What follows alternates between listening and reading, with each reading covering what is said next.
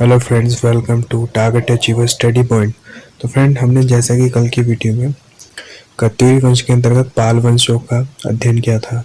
तो हम पाल देव के वंशों का शासकों का अध्ययन कर रहे थे। तो पाल वंशों के अंतर्गत ही हमारे उत्तराखंड में अशोक चल यानी कि नेपाल नरेश हमारे अशोक चल का आक्रमण हुआ था। तो आज उसी के बारे में अध्ययन करेंगे कि अशोक चल के जो आक्रमण का अध्ययन है वो किस अभिलेख के अंतर्गत मिला और कहाँ पर मिला। तो हम इस वीडियो में उसके बारे में अध्ययन करें। तो चलते हैं हम अपने क्वेश्चन की तरफ। तो हमने जैसे कि पुरानी वीडियो में उत्तराखंड में कत्यूरी राजवंश के अंतर्गत उत्तराखंड की जो शाखा थी पाल वंश शाखा उसके बारे में अध्ययन किया था। तो आज हम उत्तराखंड के कत्यूरी राजवंश के अंतर्गत जब नेपाल नरेश क्राचल देव का यहाँ पर आक्रमण हुआ था, यानी कि नेपाल नरेश जो हमारा क्राचल देव था उसने यहाँ पर उत्तराखंड पर आक्रमण किया था, तो उसके बारे में हम अध्ययन करेंगे। तो हम चलते हैं अपने पहले पॉइंट की तरफ।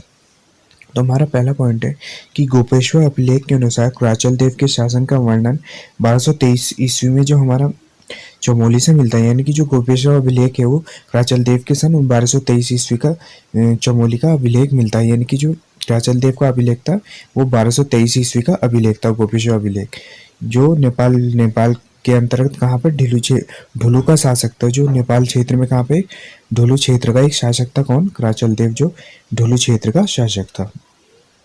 नेक्स्ट पॉइंट है कि क्राचल देव ने 1223 ईस्वी में यह आक्रमण कर अपना अधिकार कर लिया था, यानी कि लेकिन जो क्राचल देव है उसने करीबन यहाँ पे उत्तराखंड के कुछ क्षेत्र में तो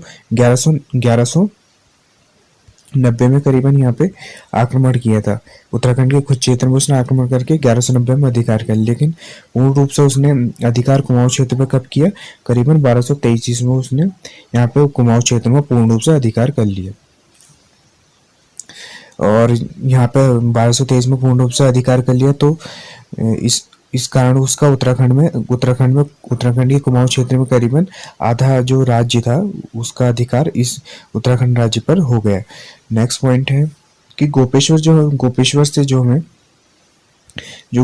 से हमें त्रिशूल लेख मिला है, वो करीबन 1268 में खोजा गया, यानी कि जो उसकी जो तिथि घोषित की गई है करीबन 1268 इतिहासविदों द्वारा, यानी कि खोजकर्ताओं द्वारा 1268 उसकी तिथि घोषित की गई है, जिसमें अशोक चल के वंश का वर्णन, यानी कि इसके विजय के बारे में उल्लेख मिलता है और उसके वंश का वर्णन गोपेश्वर से प्राप्त त्रिशूल लेख में मिलता है, जिसमें यह बताया गया है कि 13वीं शताब्दी में नेपाल में मल्ल वंश की स्थापना किसने की?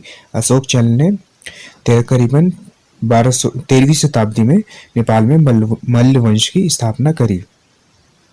नेक्स्ट पॉइंट है कि गढ़वाल की लोक गाथाओं में, जो गढ़वाल की लोक गाथा है हमारे, उसमें मल्ल वंश का उल्लेख कत्यूरी राजवंश के ही एक जरिए से किया गया, यानी कि जो मल्ल राजवंश है गढ़वाल की लोक गाथाओं से कत्यूरी राजवंश के नाम से ही जाना गया है, यानी कि जो हमारा कत्यूरी राजवंश है उसे ही मल्ल राजवंश कहा गया है।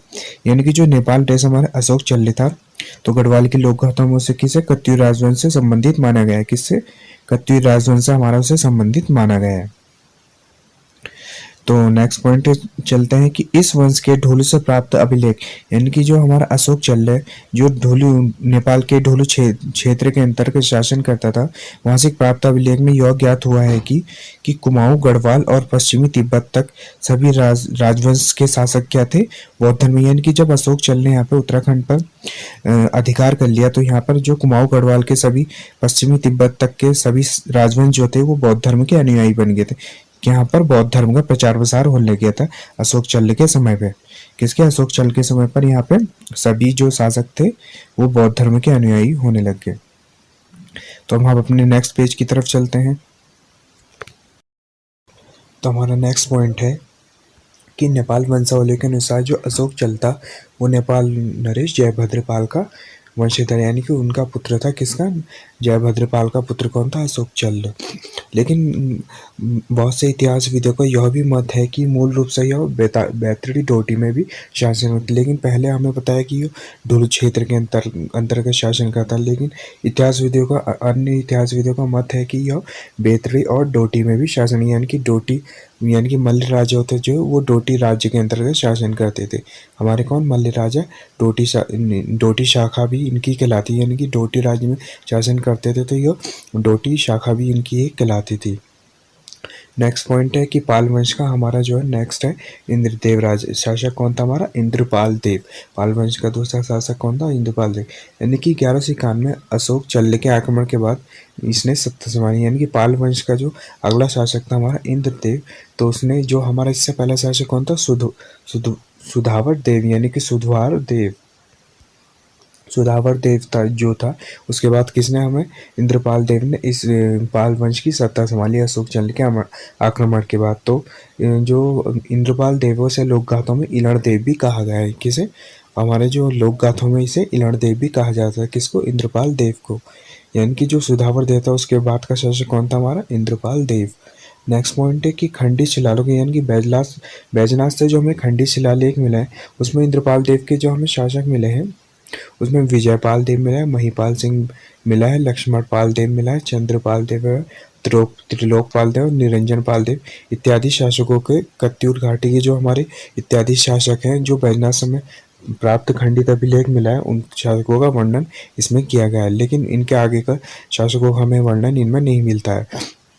तो इसमें आगे हम अपनी पाली बचाओ द्वारा हट शाखा के बारे में और आसंती देव वंश के बारे में अध्ययन करेंगे।